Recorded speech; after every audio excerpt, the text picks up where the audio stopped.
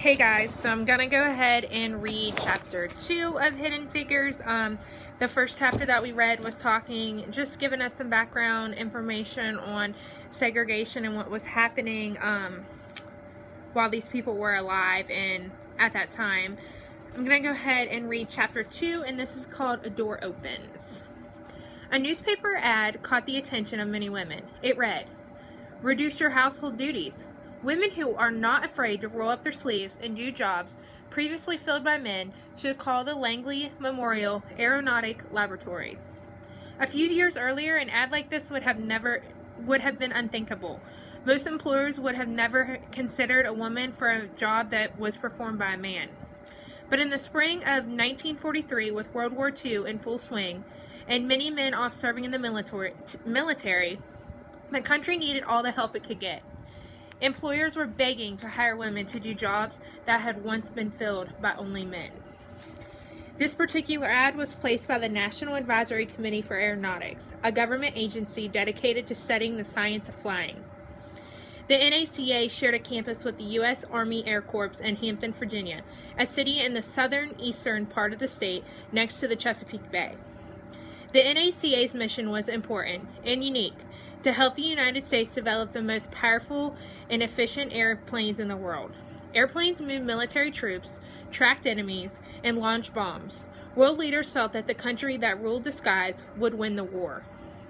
President Franklin D. Roosevelt believed in the importance of air power, so 2 years earlier, in 1941, he had challenged the nation to increase its production of airplanes to 50,000 units a year. At this time, the industry had manufactured only 3,000 planes a year. The NACA and private industry were up for the challenge.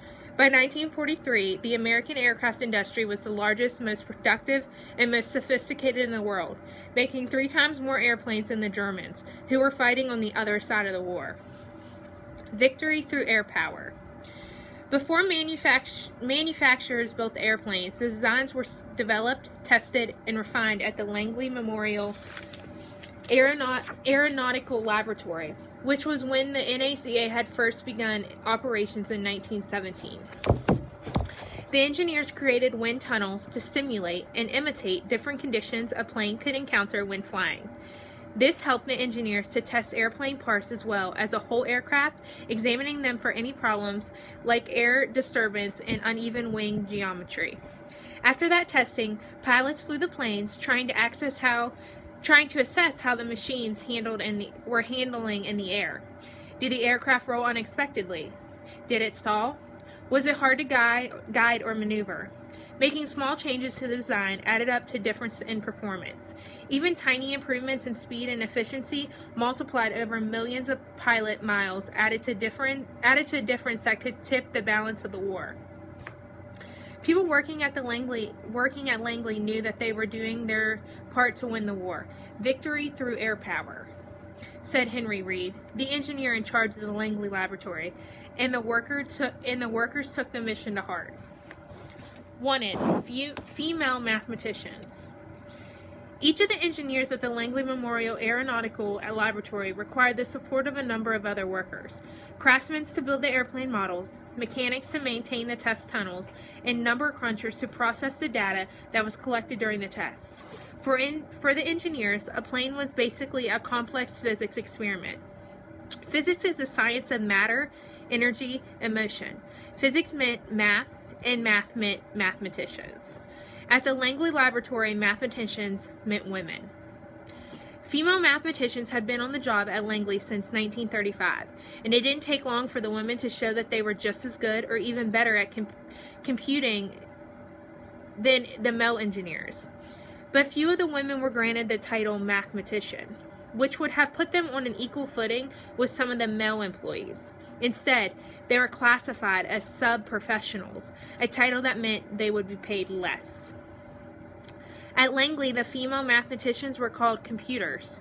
They did the computations to turn the results of the raw data gathered by the engineers into more useful form.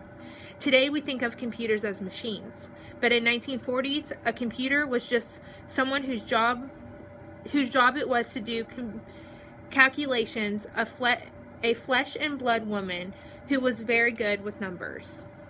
In 1943, it was difficult for Langley Laboratory to find as many qualified women as they needed. A recruiter from the National Advisory Committee for Aeronautics visited colleges in search of women with analytical and mathematical skills. This is a picture of a woman in the laboratory calculating a machine at her desk. The woman computers. When the managers couldn't satisfy the demand with only white employees, the government decided to hire African Americans. A civil rights leader named A. Philip Rudolph encouraged President Roosevelt to sign an executive order, a law that ordered the desegregation of the federal government and defense industry and created the Fair Employment Practices Committee.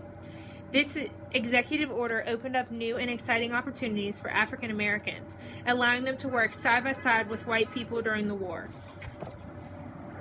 The federal government also helped create special training classes at black colleges where people could learn the skills they would need to be successful in the war jobs. Black newspapers like the Norfolk Journal and Guide published articles telling their readers to apply for these new job openings. And there were many applicants. The applications were not supposed to consider race. A recent law had done away with the requirement that the application must include a photo. But it wasn't hard for the employers to figure out which job candidates were black. African Americans did not have access to white colleges and universities, so black applicants came from black colleges such as West Virginia State University, which is WVU, Howard University, Hampton Institute, and Arkansas Agricultural, Mechanical, and Normal College. Many of the African American candidates had years of teaching experience as well as math and science degrees. Once hired, the black mathematicians were assigned to a separate workspace in the warehouse building on the west side of the Langley campus. The east area computers were all white. The west area computers were all black, except for the supervisor and her assistant, who were white women. There had always been African American employees at the Langley, but they had worked as janitors, cafeteria workers, mechanics, assistants, and groundskeepers. Hiring black mathematicians, that was something new. For the most part, the engineers welcomed extra hands, even if those hands were black. The Langley Laboratory was operating around the clock to test airplanes to be flown by American soldiers in the war. Everyone had a job to do. Hampton, Virginia, where the Langley campus was located, was very much a southern town. State law and Virginia custom meant that African Americans did not ride the same buses, or eat in the same cafeterias, or use the same bathrooms as whites. The Langley staff had to prepare for the arrival of the African American mathematicians.